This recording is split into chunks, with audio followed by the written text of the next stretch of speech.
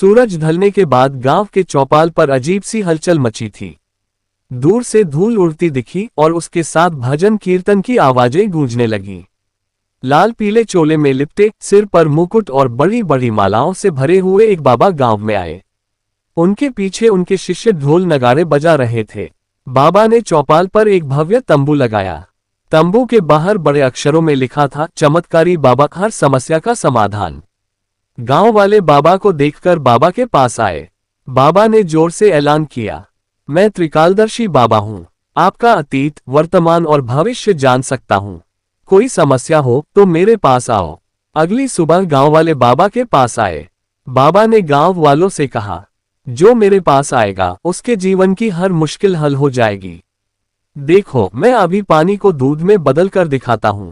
उन्होंने एक कटोरी में पानी डाला, मंत्र पढ़े और कुछ देर के लिए उसे ढक दिया।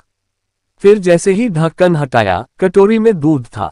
गांव वाले चकित रह गए। बाबा ने गांव वालों से कहा, ये चमत्कार त्रिकालज्ञ बाबा की शक्ति है। बस मुझे अपनी भेंट चढ़ाओ और तुम्हारी हर समस्या दूर हो जाएगी। गांव के कई लोग बाबा के पास अपनी समस्याएं लेकर आने लगे। कोई संतान की कामना करता तो कोई अपनी बीमारियों का इलाज। बाबा ने सभी को अलग अलग भेंट चढ़ाने को कहा, कभी सोने के गहने, कभी दाल चावल। रमेश, गांव का गरीब किसान, अपनी फसल की समस्या लेकर आया। बाबा ने कहा, तेरी फसल तभी अच्छी होगी जब तू मुझे एक सोने की अंगूठी और 5 किलो चावल भेंट करेगा। रमेश ने जैसे तैसे उधार लेकर बाबा को भेंट दी, लेकिन हफ्तों बाद भी फसल खराब ही रही। गांव के एक युवक प्रीतम को बाबा पर शक हुआ। उसने देखा कि बाबा जिन चीजों का चमत्कार करते थे वे सभी कुछ न कुछ चालाकी से होती थी। वह चुपचाप बाबा की हर हरकत पर नजर रखने लगा। एक रात जब बाबा सोने की तैयारी कर रहे थे, प्रीतम उनके तंबू में छुप गया। उसने देखा कि बाबा का एक शिष्य कटोरी में पहले से दूध डाल रहा था और फिर उसे पानी से ढक रहा था। प्रीतम ने बाबा और उनके शिष्यों की बातें भी सुनी।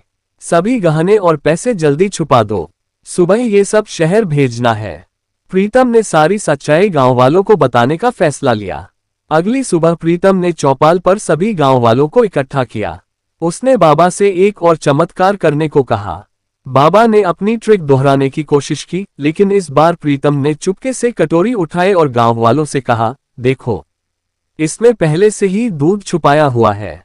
ये देखकर गांव वाले बाबा पर भड़क गए। उन्होंने बाबा और उसके शिष्यों को पकड़ लिया।